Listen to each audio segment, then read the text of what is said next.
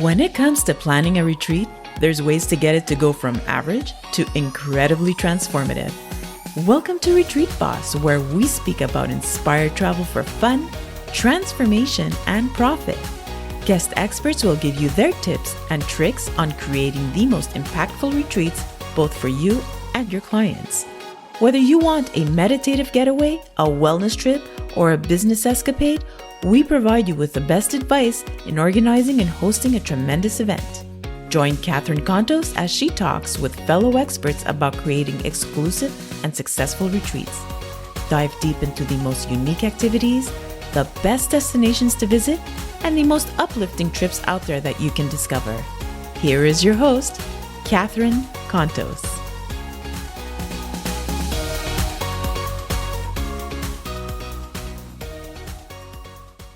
Sahara Rose Vore traveled the globe to over 84 countries by the age of 31 when she founded the Travel Coach Network and created the first ICF accredited certification program for travel coaches.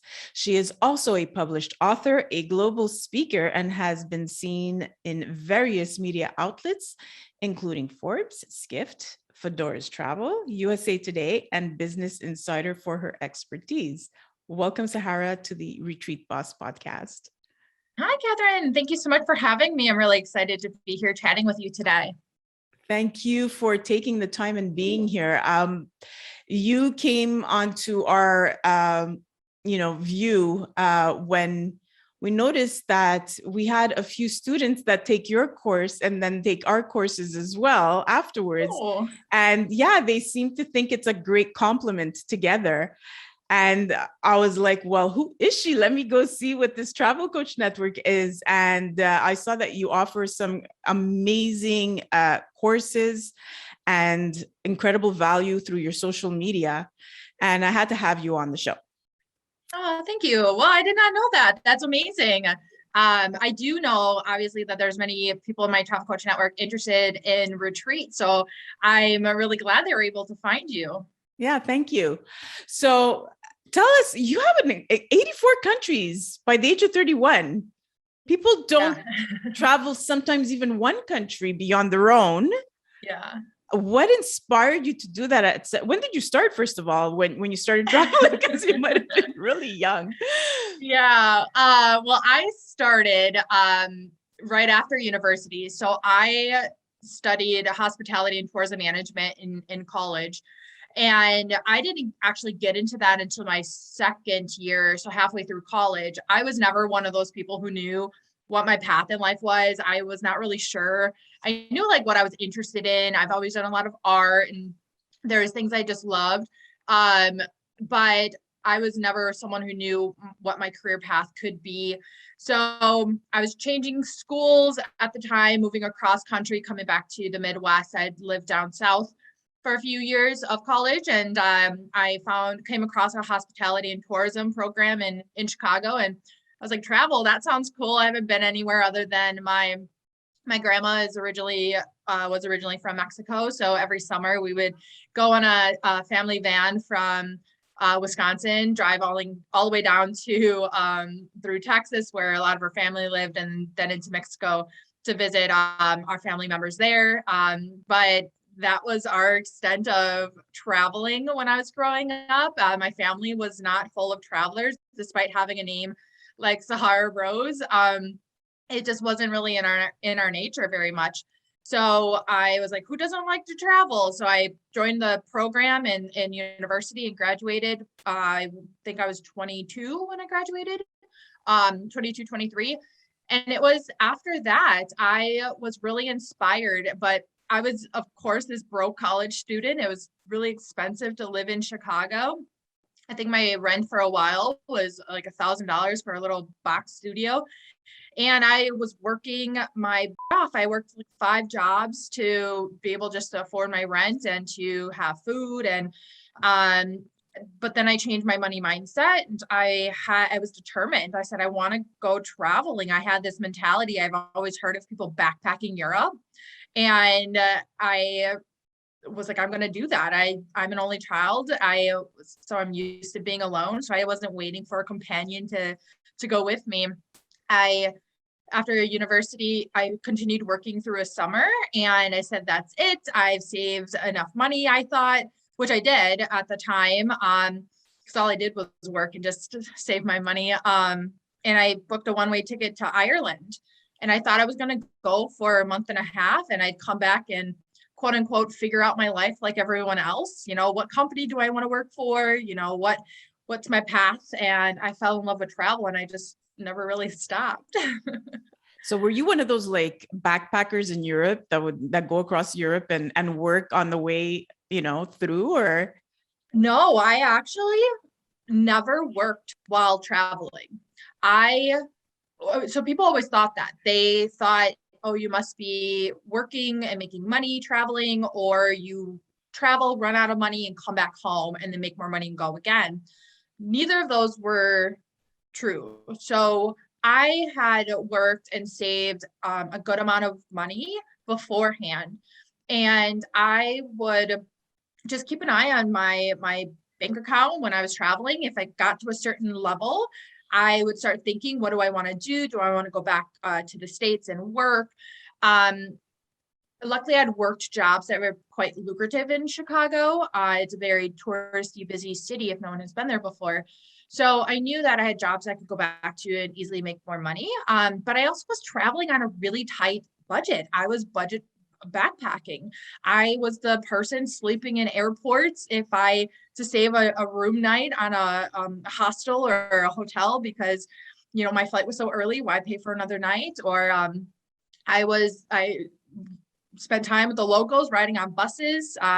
Anything that was cheap, I was doing it because my goal was to continue traveling, and I didn't need this sense of luxury or first class flights or anything like that. And that's essentially how I was able to travel to so many countries, starting as a broke college student.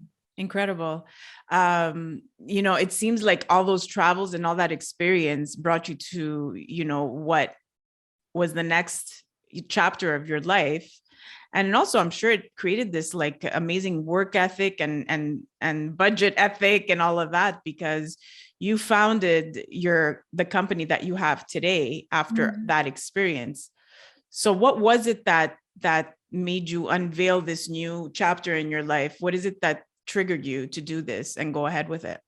Yeah, well, that's a really great question. And I hope those who are listening to this can see themselves or get inspired from kind of my story in some way. So although I studied hospitality and tourism management and then got my degree at the age of 22, 23 in that, the industry back then was very different as it is now.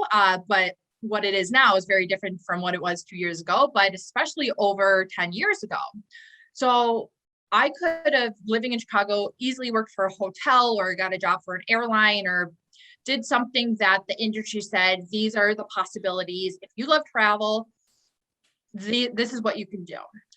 And I didn't want to do any of those. I didn't want to work for a company still that told me when I needed to be to work or when I could have vacation time.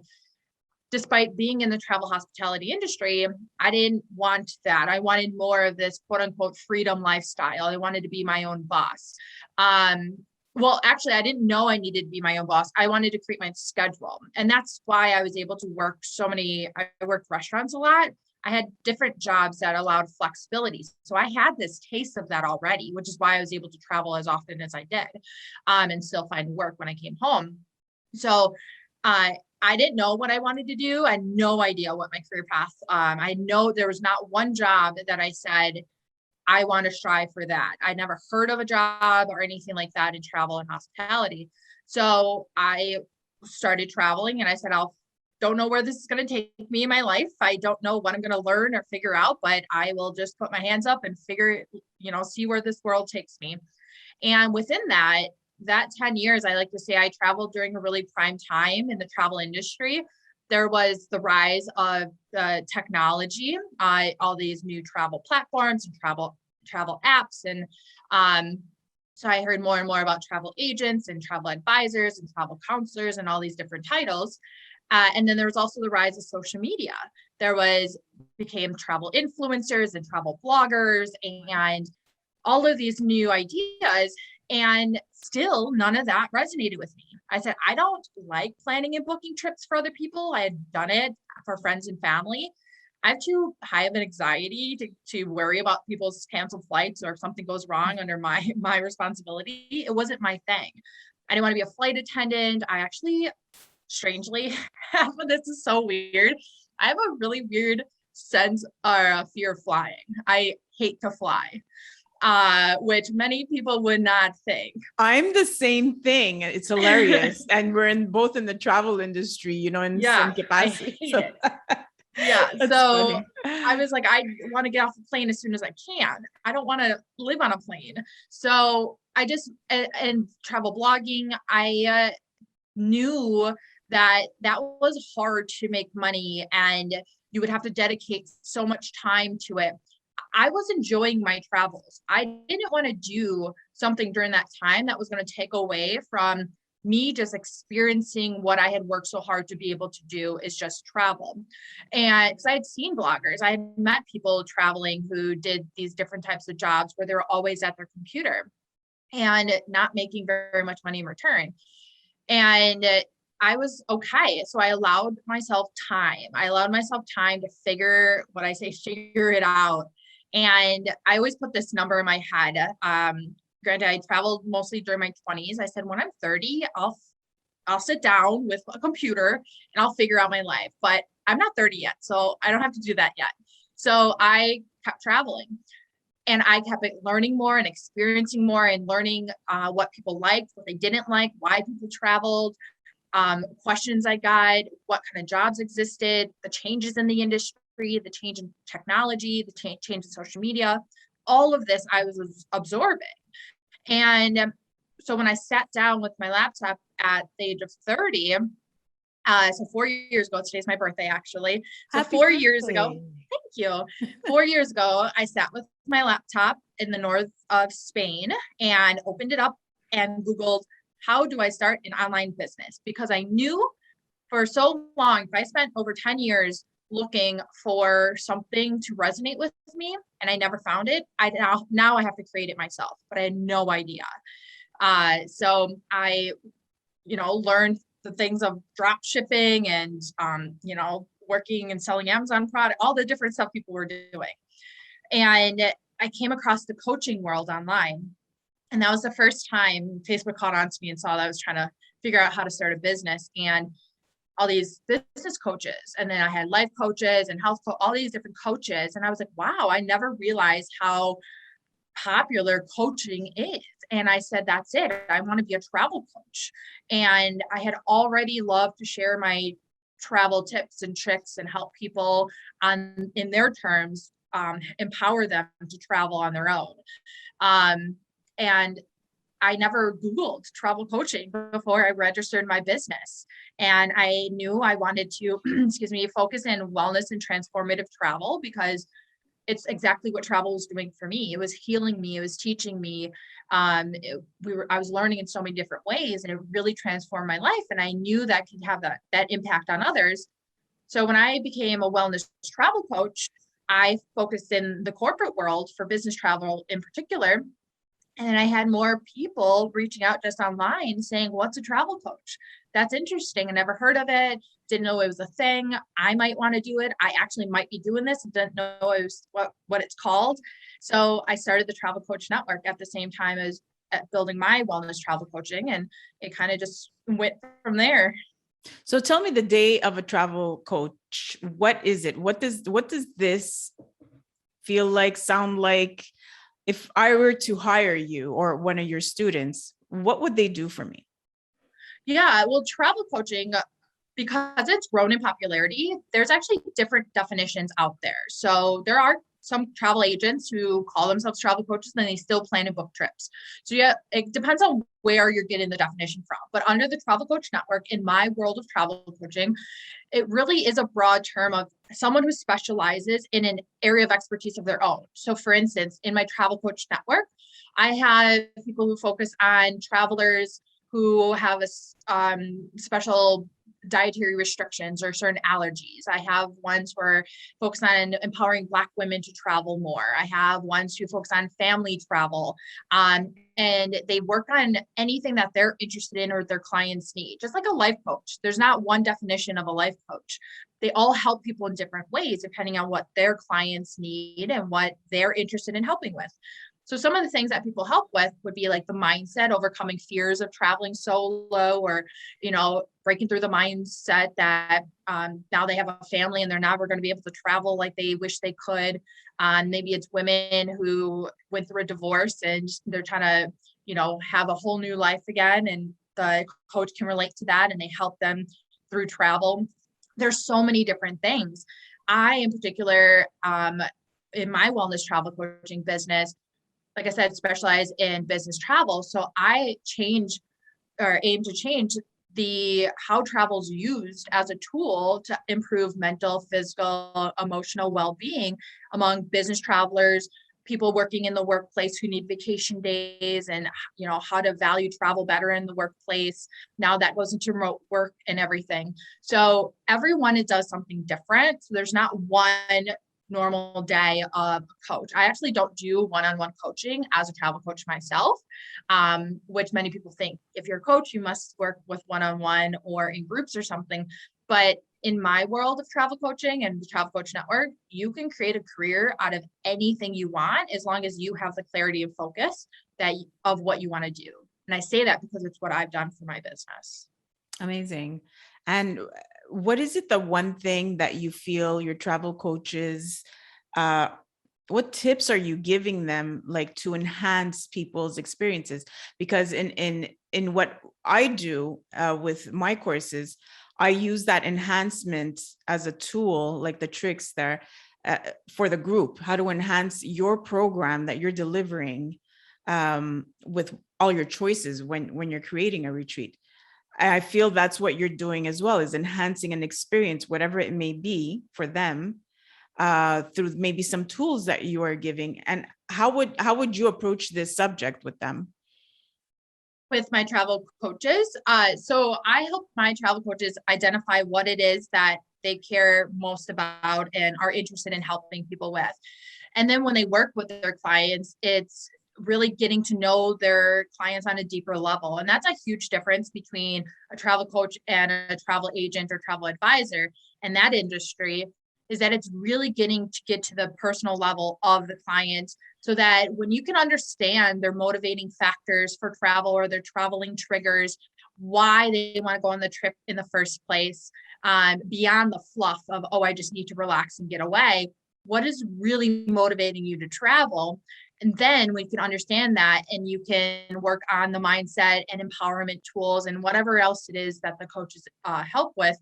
Then they can help them make better decisions on where to go. How long do they need to go for? Is it someone in particular they need to go with, or maybe it's solo? All of those choices that are made on a trip are boiled down to, why are you going in the first place? So it not only helps with the planning process of where to go, but then it helps them decide what to do during their travel experience as well. Setting intentions for the trip. How do you want your life to look like when you return? How do you want to feel when you get back? What kind of changes or outcomes do you want in your life, instead of the traditional? When we think of travel, and many people can relate to this who are not like avid travelers, they can't wait for their vacation because they're so stressed in their work life. They have all this craziness in their home life, and all this tension and stress and whatnot, especially nowadays. They go on their vacation, they either stay connected to their phone, or they're thinking about their home life, or they've spent way too money on their trip. Now they're worried about working overtime when they get back. And it kind of dampers not only that trip, but then when they return, they aren't implementing anything they experienced in their life into their home life. Now it's the same process. Now they're just waiting again for their next time to go on a vacation. So it's breaking down that mold and barrier and saying, use travel as a way to improve your life. And that's the foundation of what the travel coaches are going to do, versus just strictly the planning and booking process. There are so many things that you said in what you just said that I agree with, and that's how I work, and any business should work with, like, getting to know your clients. Number one, It's all about relationships. They will stay with you after everything is done. They will, promote you on their own. And this is what you want. But even at a different level as well, when you're going for an experience kind of situation, you really got to understand your clients, like you said, to create that for them. And I find so many people, when they go on vacation, they need a vacation from their vacation because they go away, they eat too much, they drink too much. And then they come back and they're like, I'm exhausted. Right. So I'm really happy that you've created this type of space where people can use travel to enhance their life, switch it up a little bit, and create more of a purposeful vacation, right? If that's what you want to call it, if it's a vacation, a purposeful vacation to enhancing their life and their experience. Is there anything, how do your students or your clients, mostly your students, how do they start up this business? How can they get people to notice them? Is there anything that you can suggest that would help them, I don't know, get onto social media or something that allows them to showcase themselves and their services? Yeah, well, there's many things. Having a business and marketing and branding, there's a lot more to it than one way to do. There's no one way to do it. But what's most important is doing the foundational work. And this is something I teach in especially my travel coach certification program to my members, is that you have to build a solid foundation. And what I mean by that is you have to identify, who are you speaking to? The internet's a big world. Yes, when it comes to travel, and this is something I hear a lot, they're like, well, I can help so many different people with my services. But in a strategic business manner, that doesn't work that way. You're going to be really, working to the grind to figure out how to gain traction when you're not. And I'm not saying that you have to niche down, but have to know who is your ideal client. Who are you speaking to? And that's when you see businesses, not necessarily just in our space, but any company in general, does really, really well when they can speak directly to their ideal client. So if you can identify who it is you're speaking to, so maybe it's women working in the corporate world who have been there for a certain amount of time and they don't value themselves as much as they value their job, but they wish they valued, get to know who you're talking to so you can speak their language. Because that's a whole part of marketing. When someone comes across something, a video, they read something, and they can see themselves in that, they can relate in their head. They're like, yeah, that's me. Oh, I relate to that, or I've experienced that. I feel that. So get to that emotional level of who you're speaking to, because it makes things so much easier. Now, if you know who your ideal audience is, your ideal clients are, that helps with your messaging. That helps with knowing what platforms to show up on. Where do they pay attention to? Where do they read? Where do they hang out? What are they looking for? So you aren't spreading yourself across every platform like people think they need to be. If your audience isn't on TikTok, don't be doing dances on TikTok just because everyone else is doing it. You have to be strategic in your business and cut the fluff of what the industry out there online tells you have to do, because there's no one way for everyone. So in order just to start showing up, is just being your authentic self and sharing your story, your experiences, what you've learned. Don't try to cut and paste what others are doing or talking about just because they told you that worked for them. Be yourself, and that's when you're going to start growing an authentic and loyal audience that really is going to, like you said, share word of mouth to others about you, buy everything you put out there, building that really loyal client base that is going to help you succeed in your business. You don't need millions and millions of followers to do so. No, people put a lot of weight on followers, and people don't realize, especially in the travel industry. Yeah. And people don't realize that a lot of those numbers sometimes aren't even real. It means nothing. They're bought. They can be bought. They can be followers that really have nothing to do with, they're not really your niche. So what do you need? Let's just throw out a number, 10,000 followers. when only like 1,000 of them are actually really interested in what you do. The rest are just because you made a funny TikTok, right? Like they're not going to convert to buying your whatever, your coaching, whatever it is that you're selling. So I agree totally with everything that you're saying as well. And that's why we're in the business that we are, right? We're teaching others how to brand themselves, how to coach other people and all of that. Tell me, what's the funniest thing that ever happened to you during one of your trips? I would love to know if Well, just one of the silliest things that's ever happened is that I oftentimes mix up how I run two businesses. I don't know, but sometimes I mix up like noon and midnight flights.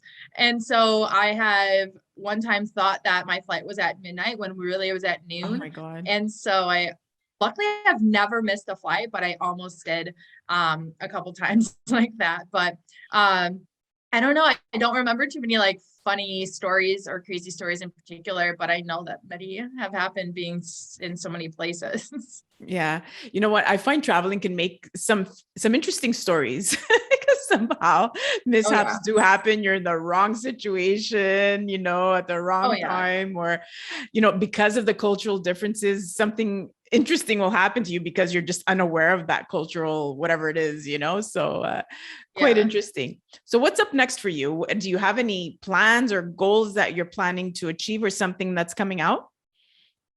Yeah, well, just really honing in. The Travel Coach Network just tends to seeming to grow bigger and bigger. So really just gaining my focus more in that, and then my corporate travel coaching, wellness travel coaching for the corporate world is growing as well, just because wellness and meaningful experiences have been really catapulted to the forefront across all industries and companies.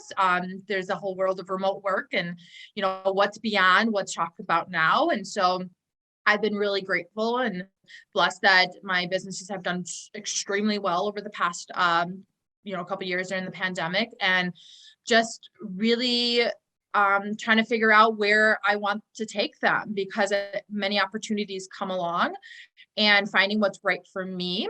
Just like any business, your initial vision isn't how it usually ends up. But you can't foresee what's going to happen because you can't tell the future. So as time changes and the industries change. So yeah, really just seeing, I've had so much interest in my travel coaches from my corporate world. So from hotels and cruise lines and tourism boards and stuff like that. So really just seeing where I can connect the two, which I never thought was going to be possible, or I never thought about it before until they're growing, and vice versa. They're interested in, gaining, being able to serve my corporate world themselves. So I kind of just let every day go by with, doing the best I can and letting just time and the universe tell me where to take my businesses without trying to force things too much.